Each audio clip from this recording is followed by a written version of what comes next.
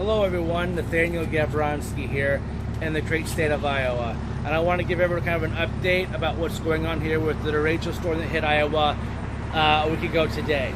The governor, after the storm, was out the very next day surveying the damage and seeing what it was going to take to bring the state of Iowa back. Not only was Governor Reynolds out there, but all 4 Iowa congressional members were out in full force, as well as our 2 state senators. Our U.S. senators to D.C. This was an all-hands-on-deck event. Many state legislators were out there surveying the damage in their counties, and this wasn't a Republican or Democratic issue. This was an Iowa issue. And they surveyed the damage. They came up with the amount that was going to be needed. They signed the state disaster proclamations, and now they have sought out and received a federal emergency aid package toppling of $4 billion. I've seen Chuck Grassley carry groceries for people. I've seen Joni Ernst helping people with debris. I have seen 2 of our 4 members of Congress meet up with constituents within the state of Iowa to see what kind of aid and immediate services that they're going to need. So this has not been a Republican or Democratic issue. I would appreciate if people didn't try to make this into one. Our state governor has done a great job of getting out there and meeting with people and pushing for this federal aid. She has done a great job. Again, all 4 of our congressional members and our 2 U.S. senators, they've all done a great job. No one is slacking here.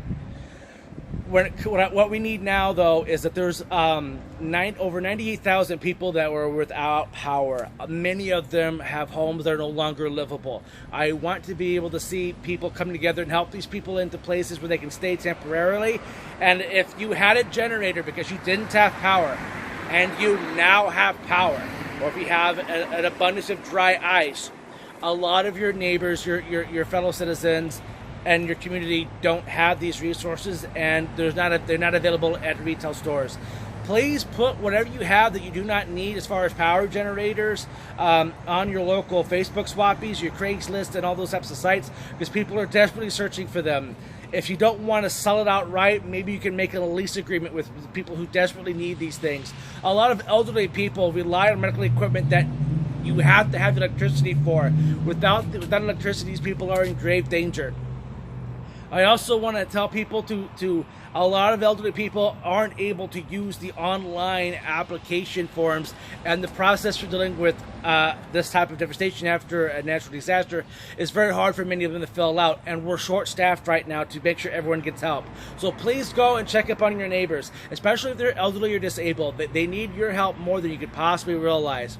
Even with the COVID scare, we can make the proper precautions with masks and cleaning the surfaces to make sure these people have electricity, have food, and have cold water to drink. If you don't have water, you can become dehydrated, and for an elderly person, this is very dangerous.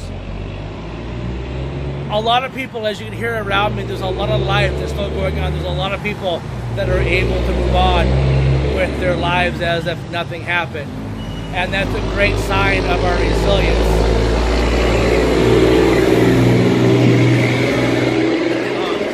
However, there's a lot of people who don't, and we need to be mindful of that.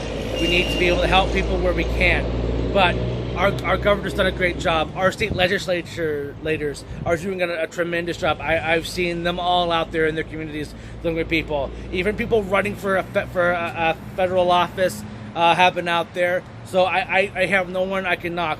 Rita Hart, Mary Miller Meeks, Dave Loebsack, David Young, Cindy Axney, Ashley Henson, Abby Finkenauer, Steve Teague, Randy Feenstra.